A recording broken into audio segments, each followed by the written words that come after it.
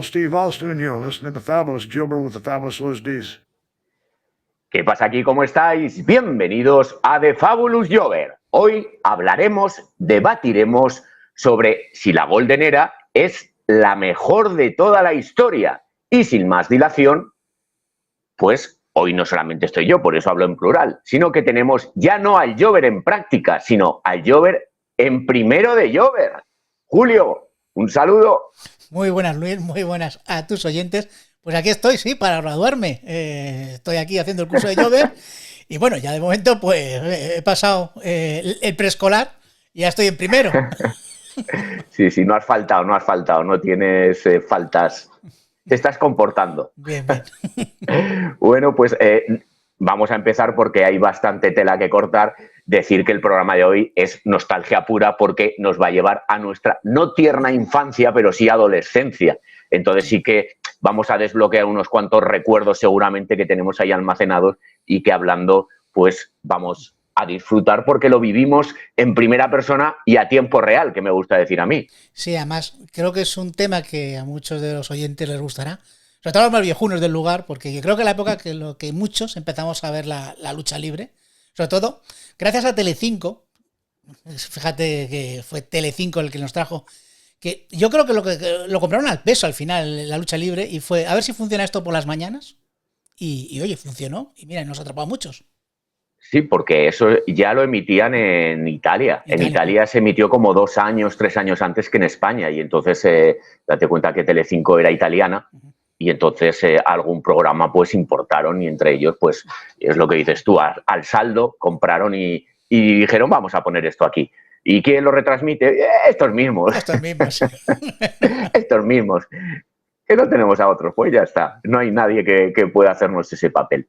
Yo creo que lo más importante, o más que lo más importante, para comenzar tenemos que, en cierta manera, datar el inicio de la Golden Era y también cuando acabó. Y parece que hay un poco como de polémica o difícil de datar porque hay gente que pone que duró una década del 82 al 92. Y luego ya podemos pensar que también, como se llama, la Hulkamania era, tiene que ser cuando Hulk Hogan empieza y cuando Hulk Hogan se va. Entonces, dependiendo de cómo lo tomemos, lo podríamos empezar en el 82, que es cuando el señor McMahon, que le gusta a nuestro público, se hizo cargo de la compañía, ya en el 82, y luego cuando Hulk Hogan deja de ser campeón, esa quinta vez, que también llegaremos a hablar de ello. ¿Qué piensas tú? Yo soy más no que vaya a acompañar a Hulkmania, pero sí muy ligado, yo creo. Creo que empieza con el Rock and Wrestling, ¿vale? O sea, creo que es cuando empieza a haber esas colaboraciones con la MTV, que se hace más televisivo la WWE. O sea, y traer famoseo. Creo que es cuando empieza esta Golden Era. Y acabaría, que luego también esa es polémica, para mí en la WrestleMania 8, porque la 9 para mí es un periodo de transición, aunque todavía Hogan está ahí con sus últimos coletazos, para que quiero dar el relevo, pero no doy el relevo. Entonces yo empezaría un poquito antes, te digo, en el 84, eso es más del 84, más que cuando Vince compra la compañía, porque todavía tiene que hacer todos sus tejemanejes para pues quedarse con luchadores, para esas cosas que hizo para quedarse con todos los territorios. Sí, yo también, yo diría que en el 82 es pronto porque del 82 al 84 no hay cambios sustanciales. Simplemente lo que hay es que hay un nuevo jefe que tiene unas maneras de hacer las cosas muy diferentes a su padre y que hay como 2 años de transición y que realmente cambia cuando Hulk Hogan gana el título de la WWF. Y luego acabar, yo ahí no lo tengo tan claro porque sí que podríamos pegar el hachazo en la WrestleMania 8, pero no sé, es que decir que acaba, pero todavía está como la figura importante en esta transición para llegar a la New Generation, es curioso, porque todavía es campeón, o sea, no es que digas que está. Y todavía está ahí malmetiendo, o sea, la 9 de la WrestleMania, que yo me encanta, que la de los romanos, que es muy mala, pero por ser tan mala me gusta. Pero claro, es la época ya de que Bret Hart ya apostaban por él, teníamos a Yokozuna como campeón, pero que Hogan todavía estaba ahí dando el coñazo. Entonces, claro, Oye, además, con el poder, te quiero el decir, poder, no sí. es que estuviera ahí Sí, sí. como estaba Randy Savage, que al final no le hacía caso a nadie, sino que es que estaba Hulk Hogan y Hulk Hogan tenía poder de decisión y poder de cambiar las cosas y todavía de fastidiar a quien él quisiera como lo hizo. Sí, sí, sí. A ver, el final lo estuvimos hablando y está ahí un poquito más difuso. Yo creo que el comienzo sí que lo tenemos más claro nosotros, luego los oyentes dirán, que lo pongan en comentarios, pero el final, incluso me dijiste que el King de the Ring del 94, yo creo que ahí ya es demasiado ya Sí, meterse es ahí. demasiado, pero es porque Hogan ya pierde el título Sí, y porque ahí- Hogan desaparece de la compañía, aunque está como un par de meses todavía por ahí danzando. Pero es lo que te digo, una era diferente con el campeón del anterior es que es como paradójico, Es pero que, bueno, como es siempre, Hogan. como siempre digo, muy difícil en la historia es decir, ¿cuándo comienza esto? Desde aquí hasta aquí, por narices. No hay un hecho. Yo diría entre la 8 y la 9 empezaría. Ese sería el Sí, fin de esta vamos a época. dejarlo ahí. Sino que, como decimos, que nuestros oyentes pues pongan en comentarios lo que ellos consideran oportuno. Ahí está. Hay veces que ponen lo que no consideran tan oportuno o nosotros no lo consideramos, pero bueno, ahí ya no podemos decir Bueno, nada. el público soberano, siempre que lo haga con respeto, adelante. Es lo que siempre digo. Y menos el último comentario que ponía que en España no nos lavamos. Ah, ese no lo oí. Yo tengo No, unos. ese es de un vídeo antiguo, que Ah, lo han vale, vale. puesto, lo pusieron ayer, pero me hizo gracia. Ah, vale. No, sí, a mí también me insultan por los otros podcasts. O sea, que no pasa nada. Vamos con el siguiente paso, que sería una vez que ya el señor Vince McMahon Más majos, más se majos, hace, más majos. se hace cargo de la compañía, pues ya hay que buscar a alguien que represente esos valores que él quiere pues dar. Y además de eso, pues una persona que aúne todo lo que él quiere y esa fuerza que tiene que tener pues para llevar a cabo su proyecto. Él heredó a Bob Backlund de campeón, entonces a él no le convencía Bob Backlund. Era el chico bueno de la empresa, era un caballero que era técnicamente bueno, porque tenía una base amateur bastante importante, pero no tenía el carisma que él necesitaba. Y él quería dar un cambio radical y ese cambio no iba a ser Bob Backlund precisamente. Entonces, una vez que ya tenía claro quién quería que fuera el relevo, tenía que llevarlo a cabo, pero el problema era que cómo lo llevaba. Entonces se reunió con el señor Backlund y le dijo, tengo esta idea, tengo a esta persona que viene de la agua, que viene de hacer Rocky 3 y va a ser la persona que nos va a coger y nos va a ayudar al impulso de la compañía y vas a hacer un turn heel y entonces vamos a hacer que gane el título. Y dijo Backlund, ¿cómo? En absoluto. ¿Cómo voy a hacer yo un turn heel si yo soy el niño bonito de América? Con la bandera de Estados Unidos, con todo lo que él representaba, y entonces se negó en rotundo. Y entonces tuvieron que recurrir pues a lo típico que es un campeón de transición. ¿Quién fue el campeón de transición? Pues el mítico Iron Sheik, nada más y nada menos. Que casualmente esa jugada fue mucho mejor que hacer un turn heel, porque había pasado el año anterior, si creo recordar bien, una crisis de rehenes en Irán, había una tensión con Oriente Medio muy fuerte y entonces el Iron Sheik ya lo pusieron Norteamérica contra Oriente Medio. Entonces fue bastante bien porque a los norteamericanos les encanta, bueno, vamos a decir a los estadounidenses, porque Norteamérica es más que Estados Unidos, pues les gusta mucho el tema bélico. Entonces sí. Este fue como el paso para convertir a Hogan campeón del mundo. Fíjate, son los 80, la época Reagan, pues imagínate, patriotismo pues, a tope. Y sí, yo estoy de acuerdo contigo de que la jugada le salió mejor de casualidad, como dices tú. Blanca no quería. Yo creo que sobre todo no ser Gil. Que luego aparte, luego ya en los años posteriores, Blanca ya se perdió en sus cosas. Pero claro, no, creo que Mahon no tenía todavía ese pensamiento de enfrentar un face contra un face, que lo veremos un poquito más tarde en la WrestleMania 6. Tenía la idea clásica de heel contra face. Hogan tenía que ser face, lógicamente. Si vas con la compañía, pues tenía que ser face. Tenías que hacer heel a Backlund. Si no quería ser, pues me lo quito de encima y pongo el más malvado de todos, que es alguien de Oriente Próximo. Pues ya está. O sea, la jugada maestra. O sea, que... y además que le debía, en cierta manera, no es que le debiera algo, porque luego ya se lo dio con el campeonato del mundo con Volkov, pero sí que cuando le propuso ser campeón y luego que Hogan le quitara el título, pues la historia de Gagne intentando sobornar al Iron Sheik, pues eso le dio puntos al Iron Sheik dentro de la empresa del señor McMahon. Entonces, ahí se comportó muy bien el Iron Sheik y eso hizo que toda esa historia también fuera a más en el tiempo, pues ganando ese título por parejas. Luego también comentar que es muy curioso que perdiera Bob Backlund, pero porque su manager tiró la toalla, que eso también es algo inédito, porque era un campeón del mundo que llevaba un montón de tiempo de campeón, de los que están en el ranking de los que más días lleva, y que lo perdiera de esa manera es también un poco sorprendente, por decirlo de alguna manera. Es muy extraño, pero bueno. Sí, yo creo que es más, pues que yo no he perdido, es que ha tirado la toalla el manager. Claro.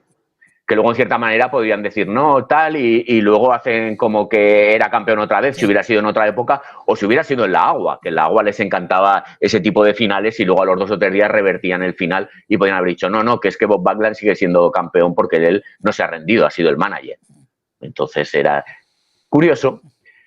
Luego decir también que ya estamos en el año 84 y que el 84 fue el más importante tácticamente hablando, porque en el 84 es ya cuando todos los pactos de caballero que había hecho a lo largo de los años el padre de Vince, pues los tiró por tierra, ya le importaba muy poco, ya invadía territorios con shows, porque antes no podías ir a un territorio si la empresa principal de ese territorio te lo permitía y hacías un show, pero show combinado. No podías ir tú a cualquier ciudad y montar un show, que por poder lo podías hacer, pero había un pacto que por lo menos decía, mira, vamos a respetarnos, pero Vince no respetaba a nadie, absolutamente a nadie, ni lo respetaba antes, ni lo respetó ahora, ni lo respetará nunca, vamos.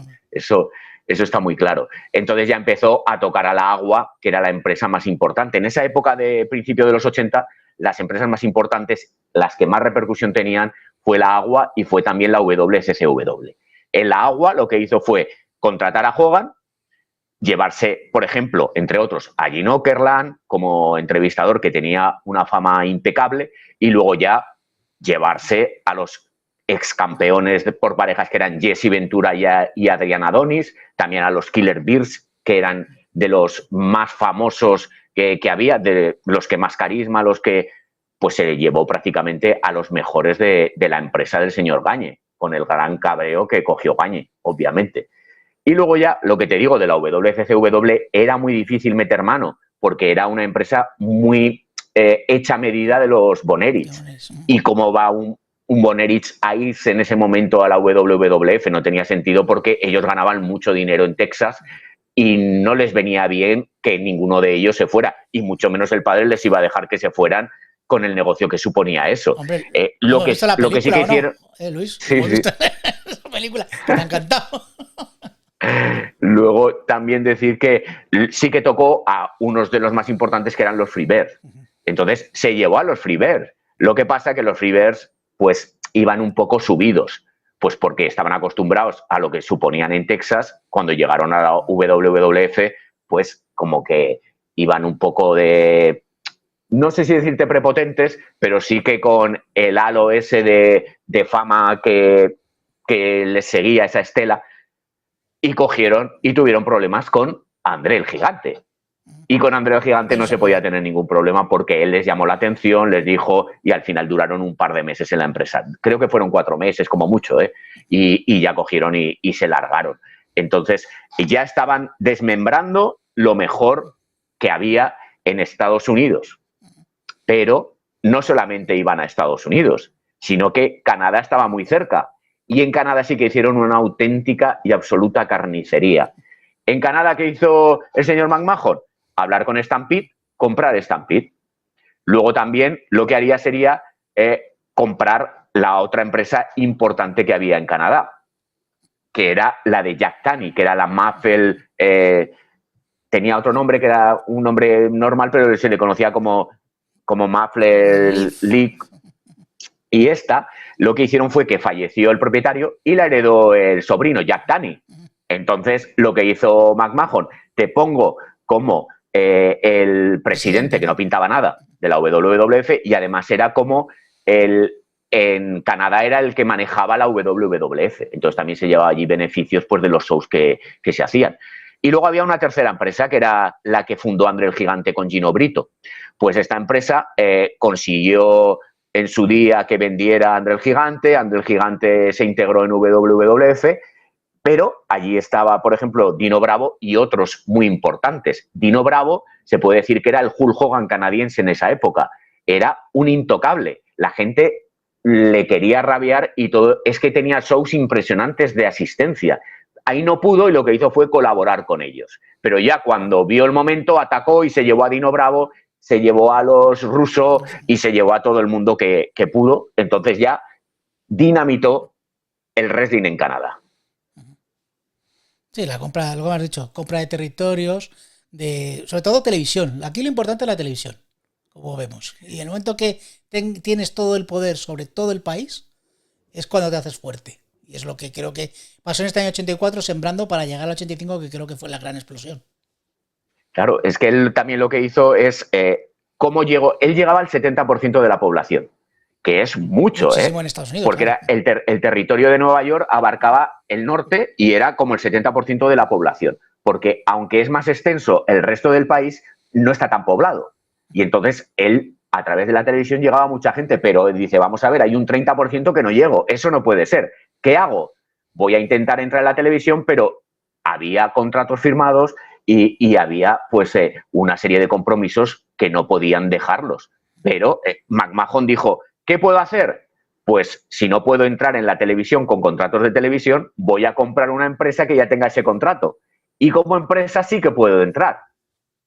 Eso es como cuando tienes, por ejemplo, un contrato de alquiler de un negocio y la dueña del negocio no me lo quiere alquilar a mí, pero yo lo que hago es comprar la empresa que lo tiene alquilado. No me lo quieres alquilar, pero lo tienes alquilado a una empresa. Y eso es lo que hizo él. Entró en Georgia, compró las acciones más, el porcentaje más alto de acciones, se llevó a los Briscoe, a los hermanos Briscoe, que eran unos de los que tenían esas acciones, se llevó a otro y solo dejó a Ole Anderson con lo mínimo. Entonces, por eso Ole Anderson jamás apareció en WWF y jamás aparecería en el Hall of Fame cuando fueron los Four Horsemen, que hubiera sido normal que hubiera ido Ole Anderson. Ole Anderson, además, decía lo que pensaba y lo decía sin pudor ninguno. Entonces, destrozó Georgia, que era uno de los territorios, por ejemplo, que es donde nacerían la Legion of Doom, que en el primer combate que salieron como campeones de Georgia, ya directamente, sin combate, por ejemplo. Entonces ahí los Freebirds también estaban allí, Michael Haynes, o sea que era un territorio muy, muy importante y el primero en tener un contrato televisivo a nivel nacional. Entonces él compró y salió en la tele tal cual, de un día para otro, y la gente dijo, ¿quién es este tío? Y luego empezó a emitir trozos de sus programas. Y entonces decían, ¿pero esto qué es? No es lucha como nosotros estamos acostumbrados a ver de Georgia. Era la lucha que le gustaba a McMahon, de hablar, de figurar, tíos enormes. Y entonces Ted Turner, que estaba allí, dijo, esto es un incumplimiento de contrato, voy a coger y voy a meter a Ole Anderson a hacer un programa y luego a Bill Watts también. Entonces McMahon se cabreó y le dijo, ¿pero esto qué es? Entonces dijo Ted Turner, ojo, aquí hay un incumplimiento. Y además de eso, te voy a comprar la WWF. Y entonces dijo McMahon, ni de coña. Vendió la Georgia por $1 millón, más o menos, y se dice que con ese $1 millón es cómo financió la WrestleMania. Imagínate, Julio, si Ted Turner hubiera comprado en el año 84 la WWF, ¿qué hubiera pasado con el wrestling? Pues estaríamos hablando de algo diferente. Fíjate que al final Ted Turner, yo creo que de ahí viene esa manía entre los dos, que derivó en esa guerra de los lunes por la noche, de toda esa lucha WWF, WCW. Creo que se hubiera estancado, fíjate. Creo que es buena siempre que haya competencia. Entonces yo creo que aquí están esos barros para luego, esos lodos que hubo luego más adelante. Creo que al final, creo que vino bien, fíjate. Necesitamos un McMahon en la vida para que todo esto evolucione. Pero pero no como un McMahon, pero sin ser tan McMahon. Pero sí, a ver, vamos a un McMahon, pero que no sea, que no tenga ciertas cosas, ciertas filias que no son buenas. Se puede ser No, malo, aparte, pero no tan malo. y en tema de negocios también, Tema de te quiero decir, negocios, sí. no puedes invadir, no No puede puedes... ser ese tiburón. Sí. Es una manera muy sucia y muy fea de hacer las cosas, pero toda la vida ha sido así. A ver, es que el personaje yo creo que era él. Cuando salía como Mr. McMahon, no era un personaje. Él es así. Entonces era muy fácil para él interpretarlo. Totalmente. Vamos a avanzar con el siguiente punto, si te parece, Sí. que sería que tiene que acercar, como hemos hablado, a todo el mundo. Una vez que ya se ha hecho con ese espacio y poco a poco va haciéndose con espacios, a pesar de que lo vendería, pero ya dice, vamos a hacer que mi producto llegue a todo el mundo. Pero llegue a todo el mundo significa, aunque no te interese el wrestling, en absoluto.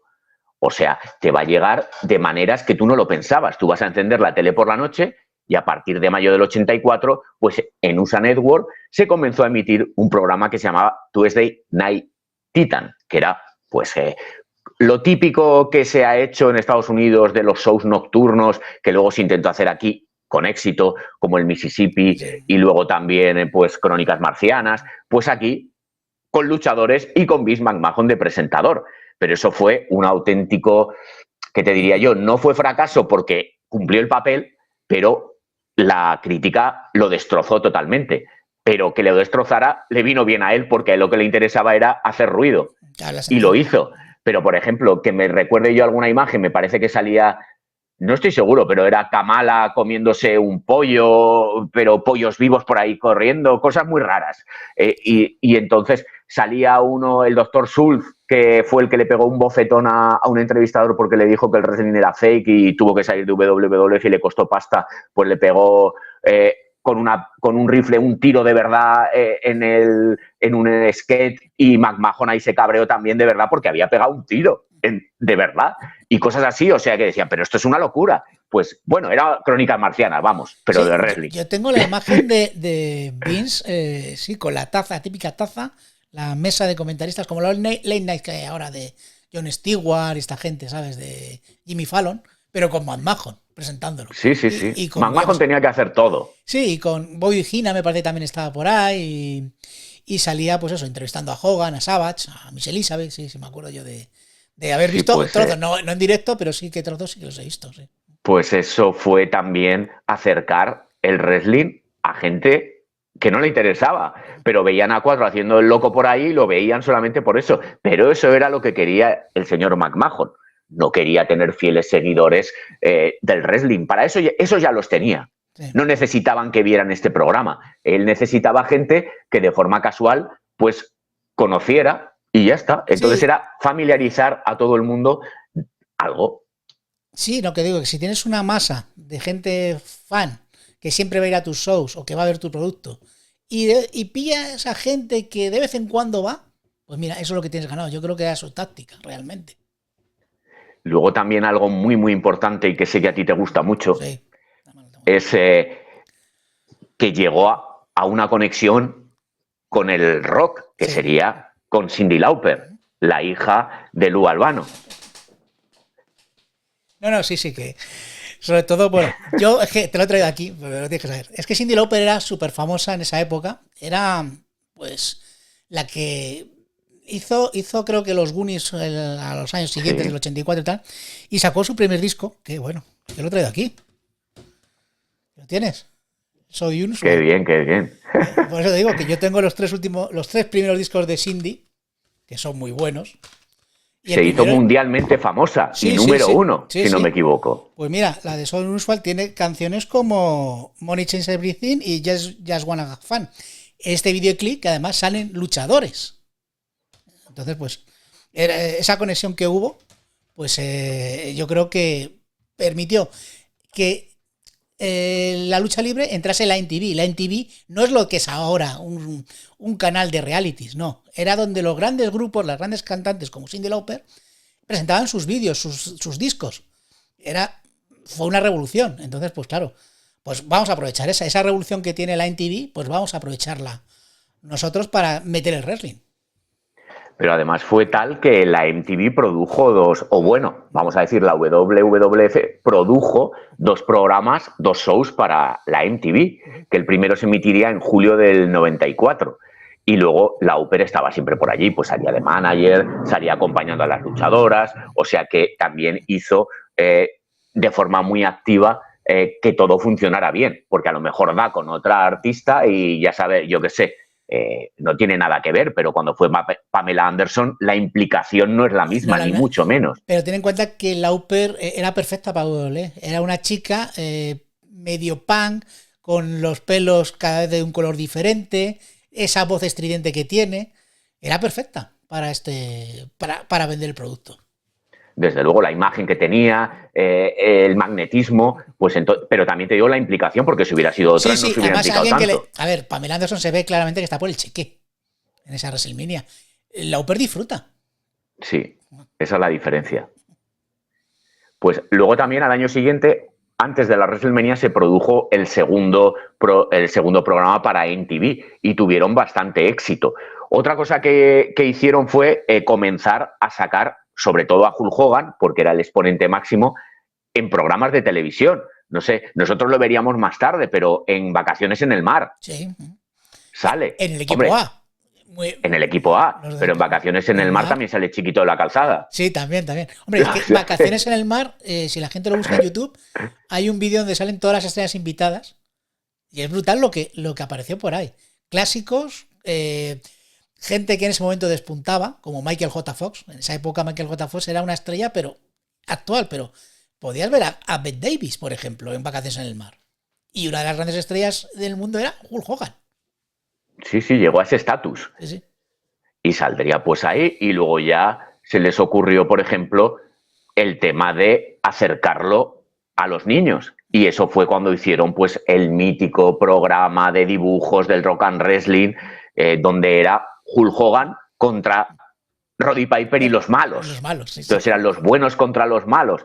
También no es que fuera de gran calidad, pero estamos hablando que ya a la gente que le gustaba Cyndi Lauper y que le gustaba el rock, le gustaba la MTV, les había llegado lo que era el wrestling.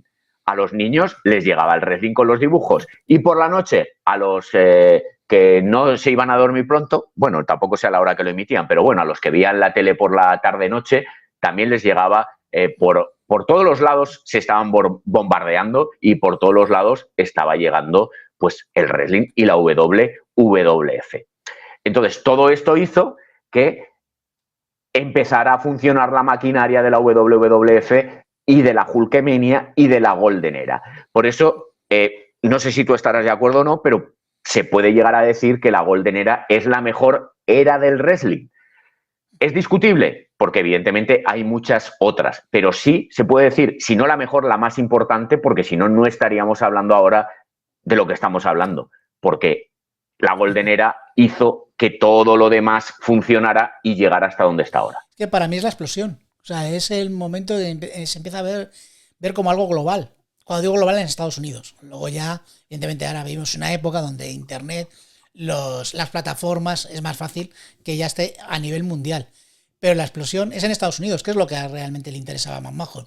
Y al final, ser famoso en Estados Unidos es ser famoso en el mundo. Con lo cual yo creo que es el momento de la explosión y yo creo que es la más importante por eso. Además de que hay buenos luchadores, como luego hablaremos. Y luego también lo que hicieron fue empezar a producir programas nuevos. No nuevos me refiero a nuevos con nuevos luchadores, sino nuevos programas. Por ejemplo, se empezó a emitir el Primetime Wrestling, que sería del 85 al 93. Luego, por ejemplo, el All American Wrestling, que fue del 83 al 94. Yo recuerdo porque cuando empezó a emitirse por satélite y empezó a llegar a España la televisión por satélite, yo veía algo del All American Wrestling a través de la Sky One. Porque, evidentemente, yo recuerdo Superstars, que empezó a emitirse en Eurosport.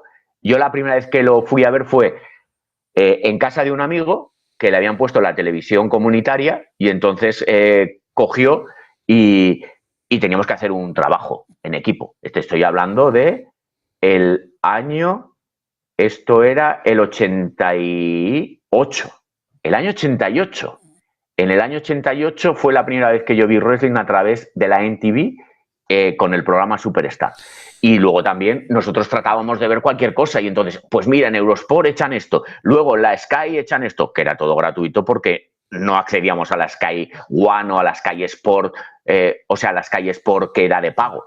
Sí, sí. No, yo me acuerdo en casa de mi tío que tenía satélite, yo en casa no tenía satélite nunca. Y si me acuerdo de Superstar, de repente digo, ahí va, digo, se está aquí la lucha libre. ¿Sabes? Lo que echaban en Telecinco, digo, pero adelantado, decía yo, pero si esto no ha pasado. Claro, no entendía nada, claro. A ver, era jovencito, digo, ¿qué está pasando aquí? ¿Y quién es este? Porque dices tú que en Telecinco eran fragmentos recortados. No era la lucha entera, no era todo el show, sino era lo que ellos querían emitir. Eran esos trocitos. Y claro, ahí veías toda la lucha entera, veías todo el programa y decías, qué raro es esto. Digo, yo quiero tener esto, papá, ponme satélite. Y mi padre, ¿qué hijo? Cállate, anda, cállate. Y nunca lo tuve. Yo el satélite me lo compré, yo, con mi paga. Mira, compré la antena y el satélite. Y luego también otro programa era el Wrestling Challenge, que ese se emitió del 86 al 95. Superstar, el mítico. Ese sí que se emitió del 86 hasta el 2001 y luego se reconvirtió. Y luego ya llegarían los Main Event, que el Main Event fue el programa que llegó después del éxito del Saturday Night Main Event. Eso dio pues varios programas, sobre todo el programa que luego hablaremos de la revancha de la WrestleMania 3. Sí. Entonces sí que había muchos programas y había muchos programas incluso de calidad, luego había otros que no, que eran autopromoción. Lo que hacían era pues presentar, cuando llegaba un luchador a la compañía pues salía en ese programa, luego había otros que eran como de entrevistas y luego echaban algún combate, no eran tampoco de muy buena calidad. El mejor era Superstar y Superstar era donde cambiaban los títulos y no cambiaban en los programas, o sea, en WrestleMania o en los 4 pay-per-views importantes que se hacían a lo largo del año. Luego, todo esto llegaría al momento cumbre, que sería el nacimiento de la WrestleMania. O sea, la WrestleMania fue como la Super Bowl, salvando las distancias de la lucha libre. Ya se había hecho algo antes, la NWA con Starrcade, pero bueno, lo primero es lo que ha hecho siempre el señor McMahon, aunque no haya sido el primero, pero para él, lo que hace él es lo primero. Es lo que te voy a decir, que ya existía Starrcade, ya había otros shows de pay-per-views. Lo que pasa es que este mezcló lo que se dice muchas veces, la extravaganza. Tú metes ahí, como he dicho, hablamos de Cyndi Lauper, pero también metes a Liberace, metes a Mohamed Ali de árbitro invitado, metes un montón de famosos y metes a los luchadores. Claro, todo eso es muy americano y lo metes en el Garden. Pues imagínate, fue una explosión brutal. La gente se volvió loca con eso. Y luego también que le salió muy bien. Quiero decir que le podía haber salido mal, pero no. Sí, ese millón que supuestamente sacó de la venta de Georgia, pues lo rentabilizó mucho. Pues porque el tío era muy listo, las cosas como son. Ten en cuenta que la segunda le salió muy mal, la segunda WrestleMania. Que, menos mal que la 3 le salió bien. Sí, pero es porque ahí, pues de repente se les ocurrió la gran idea de hacerlo en 3 sitios a la vez. Pero aquí se le ocurre. Pero bueno, se le ocurre a él porque dice, vamos a ver, si yo tengo un... No, pero tengo un pabellón y en ese pabellón caben 50.000 personas y no cabe más gente, ¿por qué no voy a meter a 50.000 en cada uno? Claro. Es una idea brillante, brillante, pero no funciona. Es una idea brillante porque él pensaba que iba a tener el triple de beneficios. No. Sí, claro, el Triple H de beneficios. Claro. Y al final no fue así la cosa. Pero, por ejemplo, en la primera WrestleMania recaudó $4 millones y eso fue bastante importante para él porque él ya estaba acostumbrado a perder, porque eso no se habla, pero el padre ya lo tenía enfilado porque los primeros negocios, desde luego, que no le habían salido muy bien y aquí es donde pegó él el braguetazo, por decirlo así. Y luego también había que aprovechar todo eso. Y tú veías en la revista de WWF y en anuncios sillas con Hulk Hogan, sí, que era una silla de plástico para que se sentaran los niños, horrorosa. Luego tenías helados, camisetas, sábanas, cualquier cosa que se te ocurriera para meter el bocadillo, Sí, una fiambrera. tartera, una fiambrera, sí. Una fiambre de todo. Muñecos. Por cierto, que el otro día estuve en una tienda de estas que venden cosas retro y tenían un montón de figuritas de los muñequitos de clásicos. Digo, ¿tenéis el de Brejar? Y me dijeron, no, dice, ese no lo tenemos, dice. No sé por qué. Tenían el de Ted DiBiase con el cinturón del $1.000.000. Joder, Y ¿y a dije, cuánto vendían eso? lo pillo, digo, 25 pavos. Digo, me cago en la leche. Digo, es que son Eso es tan loco, 25 pavos. 25 pavos, digo, joder. Tenían el de Roddy Piper por 12. Interesante. A lo mejor algún día me paso y el de Roddy Piper sí que me quedo con las ganas. Eran 12 pavos, ¿eh? Pero bueno. Es feo ese de Roddy Piper, Ver, pero bueno. Son feos casi todos. Pero sí, digo, tenían unos cuantos, ¿eh? Tenían... Yo esos los tengo casi todos. Sí, yo tuve algunos, lo que pasa es que ya los he perdido. Pero tuve Las algunos. últimas series no, porque son carísimas, porque ahí es donde sale Yokozuna, sale Adam Bomb, salen los Smoking Guns, y conseguirlo a posteriori, porque en esa época no se vendía, pues ahora ya te piden locuras. El 1, 2, 3 Kid es carísimo. O sea, no me extrañas, es que, a ver, un tío que es 2 veces Hall of Fame, que era además sin caja. Fíjate que 25 pavos sin caja. Aún encima sin caja, que va. Digo, muy caro. No, eso no lo vale. Lo puedes comprar tú seguramente en estas páginas de segunda mano mucho más barato. Mucho más barato.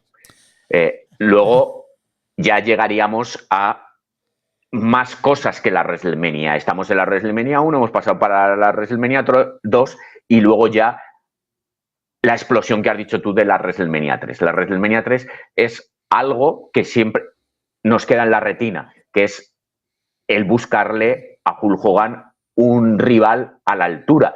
En la WrestleMania lo tuvo, pero era un combate, vamos a decir, como de exhibición. Es que, a ver, un combate al final por parejas que no ponía el título en juego. Sí, era Roddy Piper. Imagínate que hubiese sido Hulk Hogan contra Roddy Piper. Yo dice, hostia, no hubiese sido la bomba. Pero claro, era un combate por parejas con Mr. T, con Paul Ondor. ¿Sabes? Era más exhibición, dices tú. Lo de menos era el combate. Ahí lo que querían era montar follón. Correcto, y que saliera Mr. T y 4 cosas. Luego ya la WrestleMania 2, como hemos dicho, fue un fracaso, pero también por el rival que le ponen. King Kong Bundy, sí, claro, es que tampoco... Claro, no le vamos a quitar mérito a King Kong Bundy, pero King Kong Bundy, lo siento mucho, pero se hablaba en ese momento de Bruiser Brody, pero Bruiser Brody era un tipo muy difícil. Entonces, es que Bruiser Brody le hubiera puesto en un aprieto a Hulk Hogan y a saber lo que hubiera hecho Bruiser Brody porque se le cruzaba el cable y le hubiera dado fino. Ya. O sea que, yo creo por eso al final... Al final, no, decidieron el tema de coger y poner a King Kong Bundy, y luego ya sí que llegarían a la WrestleMania 3 ante 93.000 espectadores, nada más y nada menos. Y luego esa rivalidad no acabaría ahí. Eso fue el primer combate. Luego se hizo pues como esa revancha en el main event, ese main event que se emitió el 5 de febrero del 88. Ahí fue la explosión y la revolución absoluta de las audiencias. Ahí hubo 33 millones de espectadores, que es una auténtica barbaridad. Y un rating del 15.2. Imagínate un show de AEW con un 15.2 de rating. Fíjate que aquí en España creo que cuando una televisión era el 50%, ¿te acuerdas? El 1, 2, 3, 50%, no había otra cosa, claro. Ahora aquí llegar al 15% es una barbaridad. Fíjate en Estados Unidos. Una bestialidad total, porque Estados Unidos está plagado de cadenas. No solo nacionales, sino locales. Y que consigas un 15%, 33 millones, es un país entero viendo esto. Y todo el mundo hablaba de eso. Es una barbaridad. Y luego ya, como vieron que funcionaba, ya empezaron a añadir más eventos, que fue en el 87 cuando se comenzó a celebrar las Survivor Series, todavía a rebufo de esa rivalidad de Hogan contra André el Gigante, porque eran los campeones de los dos equipos que se enfrentaban. En el 88 ya se incorporó el Royal Rumble, y luego ya ese mismo año 88 fue el SummerSlam de los Megaback contra los Mega Powers. Fíjate que las Survivor Series nacieron a rebufo de una lucha de facciones, la de Hogan con la de Ted DiBiase y André. Bien pensada en esa época. Luego ya las Survivor Series, que ya la hablaremos, bueno, ya lo haremos alguna vez, como las Survivor Series al final se han quedado como el cuarto grande, pero ya no es tan grande, ya vamos a hacer War Games, ¿sabes? Que a mí me da pena porque, joder, es un clásico, ¿sabes? Y luego sí, el Royal Rumble, un concepto totalmente nuevo, diferente, que funciona muy bien. Muy Y- bien, siempre. Ese Sí. siempre funcionará bien. Sí, porque además hazlo una Lo vez que- al año, ¿sabes? Y está muy bien porque es una cosa que se hace puntualmente y funciona muy bien, sí, sí. Pero también te digo que con mejores historias funcionaría mejor. Sí, sí, también, también. O Porque sea, es muy fácil, pero historias del momento, me refiero, de entrar en un orden determinado, contar algo en ese momento, no hace falta que lleves, pues sí, se puede pues despertar alguna rivalidad anterior en ese momento, pero la historia tienes que contarla en esa hora que dura el Royal Rumble. puedes hacer Bueno, el muchas Royal historias. Rumble, la batalla, Sí. porque el Royal Rumble ya se dice solamente a la batalla real y el Royal Rumble es el evento El evento en en sí. concreto. Claro. Pero en esa batalla real puedes contar, como ha habido en otras historias, 4 historias a la vez de 4 diferentes luchadores. No solo centrarse como últimamente pasa en un luchador y que encima salga en el puesto 30 para ganar. Entonces, bueno. Y ya vamos a concluir la primera parte porque ya sabes que se nos va de tiempo y luego nos echan la Sí, bronca. Entonces, como esto tiene chicha, lo dividiremos en dos. Para concluir, decir que también, porque este es un gran olvidado, se inventó el King of the Ring. Ujú. El King of the Ring nacería en principio solamente para traer a las arenas en vivo a la gente. Entonces, los primeros King of the Ring no se emitieron nunca. Lo que hacían era, iban a una ciudad en concreto, anunciaban el King of the Ring, hacían el torneo en esa noche y entonces la gente le creaba expectación, iba a verlo y ya está. Pero luego ya vieron que podían hacer algo más y es cuando ya lo integraron como un pay-per-view más.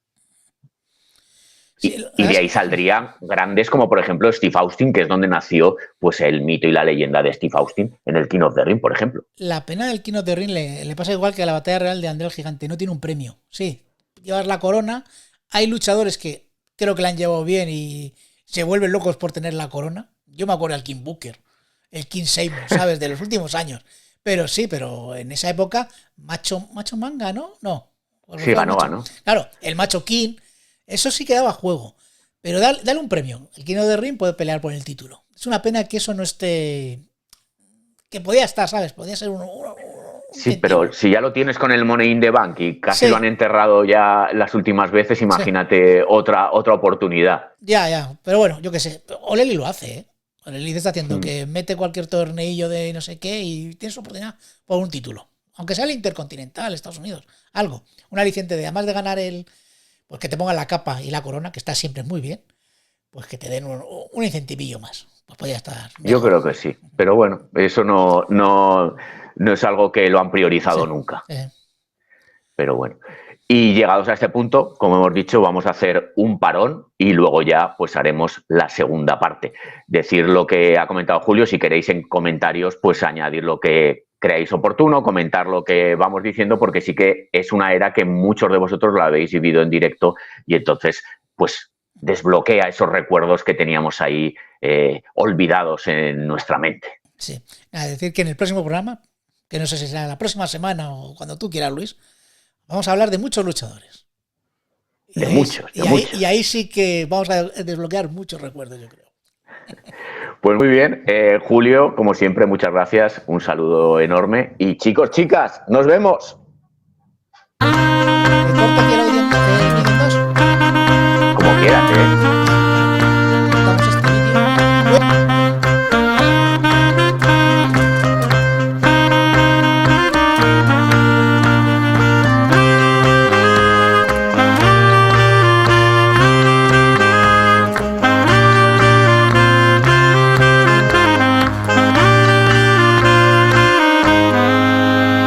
I'm Stone Cold Steve Austin, and you're listening to the Fabulous Gilbert with the Fabulous Liz D's.